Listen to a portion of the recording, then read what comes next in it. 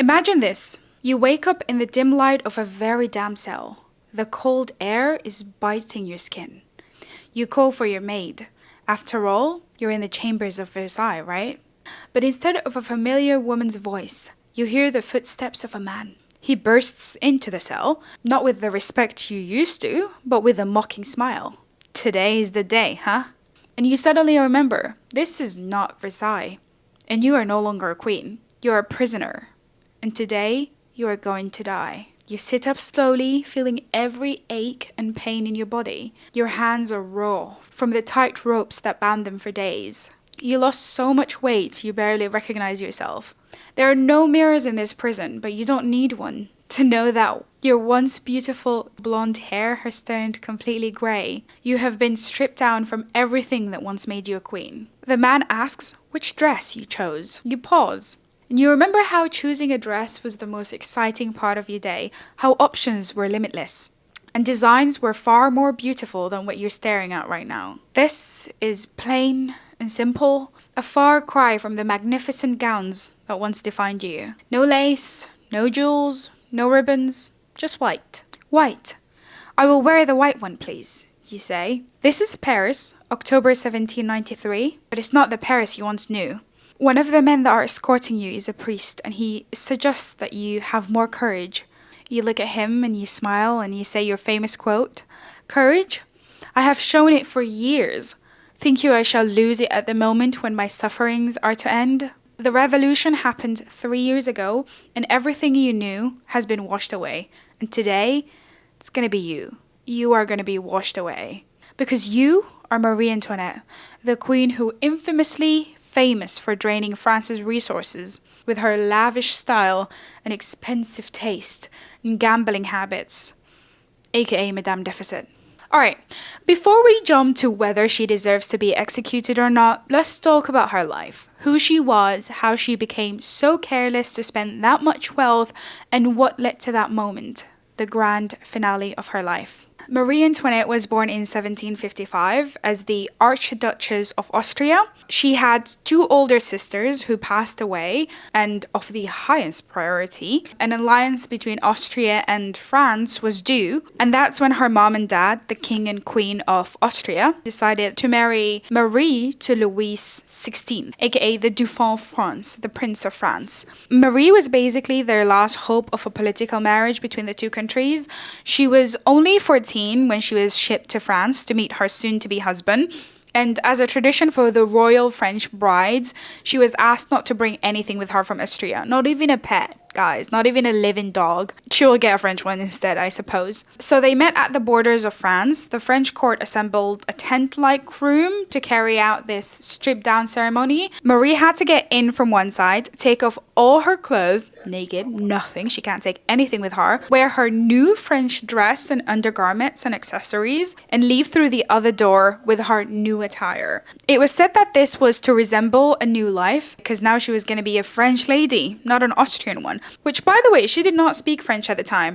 Before her marriage, she learned a few words here and there, so you can say that her French was very rusty. Her mother tongue was German, in an Austrian dialect, and it was a little bit more difficult to shed than her Austrian dress. Later, this language barrier would become a point of embarrassment for her. However, with time, she would just become fluent because she's there. A lot of resources kind of just skip over this point. Even the movie, they just kind of like not acknowledge it. They just make it look like she spoke French the whole time. But as someone who speaks 2.5 languages, the 0.5 is French one, by the way, the first question that always pops to my head when someone says that they're moving to live in another country is, do you speak the language? So I totally get why she would be embarrassed by this. I feel like this thing is falling off. Anyway, back to our story. After the transfer, she meets the Dauphin for the first time, Louis Augustus, who is also 15, by the way. And shortly after they have their wedding, she wore this massive dress, which can easily be described as the biggest wedding dress I have ever seen. And I have seen many. This dress already made way before she came to France, so the measurements were a little bit off. It was too small in some places, showing her corset and chemise, which is like the undergarments, and that was very scandalous. It was poking at her at other places, so it was not just uncomfortable, but it was embarrassing for her.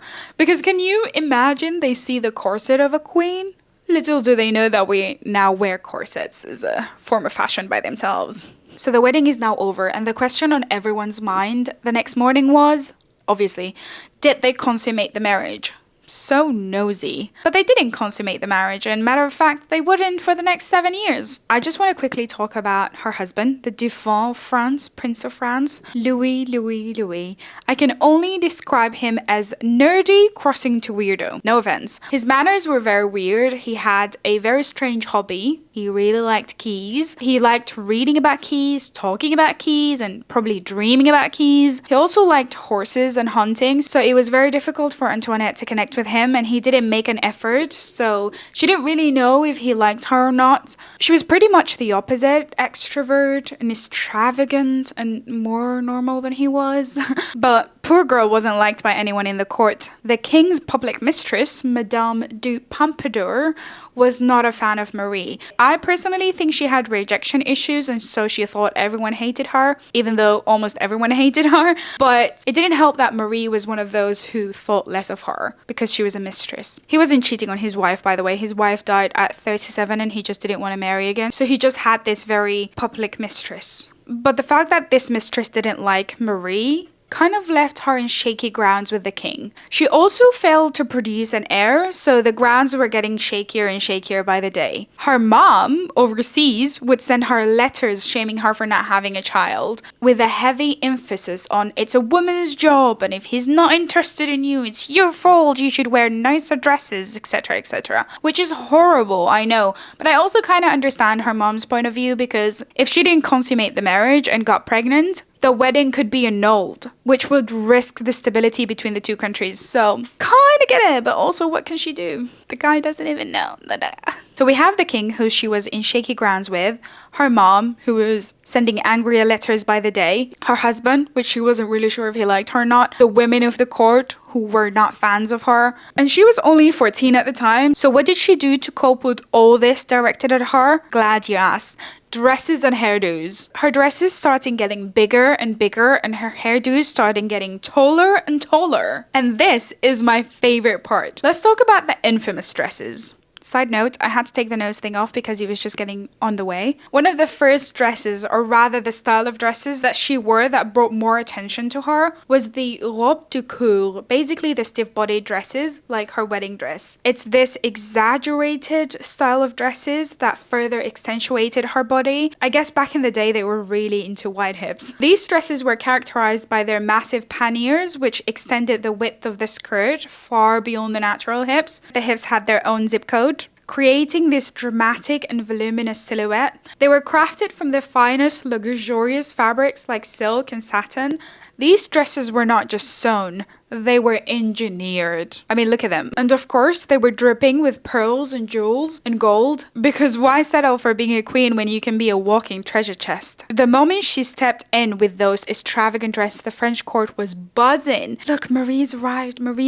And she obviously liked it and thrived in it. And I think that's the moment when she decided that she wasn't going to be just a queen. She was going to be a queen who set trends and accidentally bankrupt the country, maybe. But shortly after, the king, Louis's father, had smallpox and passed away. Louis became the king and Marie descended to her role of a queen with more confidence. She did it with all the subtlety of a disco ball.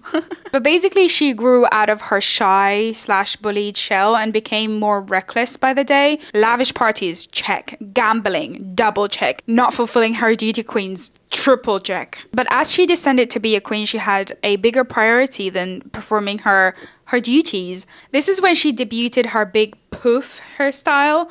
Let me just show you a few of these hairstyles. This, and this. Fun fact, this is just very funny and honestly above and beyond. She had vases, water vases in her hair to keep the flowers in her hair fresh. Talk about trends. I think Vogue needs to take some notes, because Marie was out here carrying a live flower arrangement in her head like it was the most normal thing to do.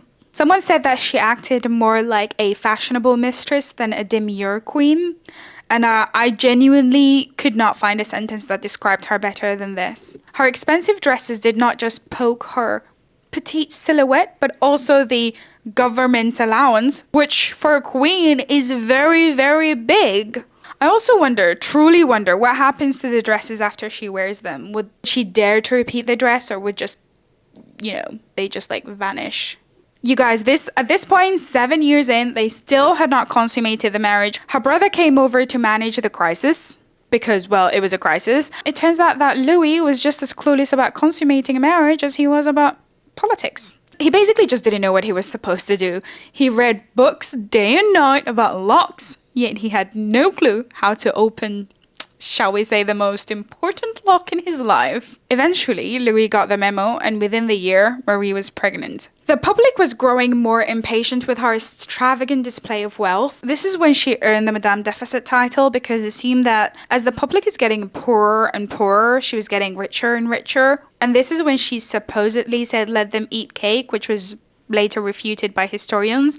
So she did not say "let them eat cake," but the people who lip sync the voice meant it, if you know what I mean. But when she was told about the suffering of her people, our queen was like, aha, I got it. Cue the "I am innocent and poor just like you" lifestyle. She started wearing simple clothes, and her perhaps most iconic dress, the chemise à la Rihanna, which is this very simple, cute, and shepherd girl-like dress. It was so simple that it might as well have been a pajama. Like seriously, it was the 18th century version of showing up to a royal gala in your underwear. It was a radical departure from the stiff, structured gowns. This was basically an attempt from her PR crisis team to manage the Madame Deficit situation, but this did not go well. She was just upsetting the public even more. The French peasants weren't impressed. The nobles were downright scandalized. She had this scandalous portrait painted of her in the dress, which was basically like having an official portrait of a queen in her lingerie hanging in the palace.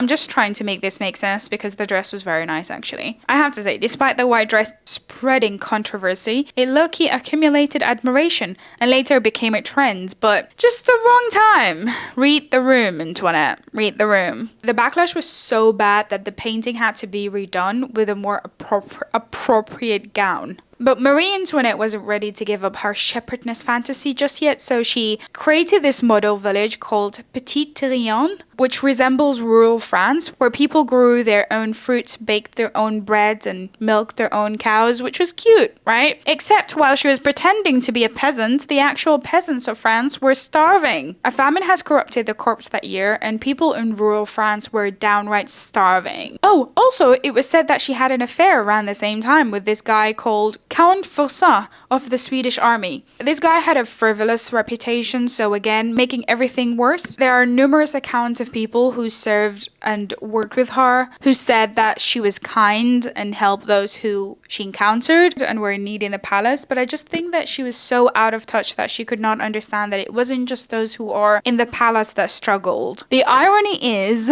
the real financial crisis that was bankrupting France wasn't caused by Marie's dresses or her lavish spending, even though that didn't help. It was her husband's choice to support the American Revolution that bankrupted the country. Apparently, determined to stick it to the Brits and prove that France was a force to be reckoned with. Fix your home first, sir. Fix your home. Regardless, whether it was her or her husband, the monarchy was in deep shit, politely put. So a shift in her style and fortune was about to happen again. This part is very juicy, so let's get into it. 1788. Bread was not widely available, and prices were at an all-time high. 1789, Louis held a meeting to raise the taxes again, which, by the way, the rich got a lot of exceptions from. France's system structure at the time was that there are 3 states. The first state, the clergy, the second state, the nobility, and the third state, the common people. Basically, common people representatives. What would usually happen is that the first and the second states would gang up together to vote and outweigh the third state. So basically, they didn't really have a voice in the matter, like raising taxes, etc. It was just more of a, you have a vote. So when people were getting angrier, the third state held a big meeting at the royal tennis court to write a new and fair constitution and invited the other 2 states. Louis was under a lot of pressure at this point, so he had to permit the meeting, but he did not attend. To counter that, though, he gathered all his troops and soldiers from around France and brought them to Paris. Eventually, a clash between the troops and the people started. I don't know what he was expecting, but yeah. July 14th, 1789, an angry crowd of protesters stormed the Bastille Fortress, a political prison. They stole weapons and ammunition, and that marked the official date of the start of the French Revolution. On August 26th, a month later, the Declaration of the Rights of Man was published, basically saying that all men are born free and equal, aka no one is more noble than others. On October 5th, another month later, a crowd of very angry protesters, around 10,000 people, marched from Paris towards the Palace of Versailles, where the king and queen at the time lived. They were demanding their king and queen for bread. Louis and Marie were told of those protesters coming and they were asked to leave, but I think they overestimated their likability and strength. Obviously, you have to think about it this way. Nobility, they think that it's their birthright to be respected and to be thought of as king and queen. The angry crowds came, and this is when Marie in particular saw with her own eyes how angry and the level of resentment the public had for her. Later that night, they were given bread to calm the crowd down, but soon the bread finished and not everyone was fed. So by 6 a.m. the next morning, the crowd stormed into the palace. It was said that they found Antoinette in the corner of her bed chambers. Some say that she was found in the dining room. The Marquis de Lafayette, an army hero, helped the queen, and the royals were escorted to Paris.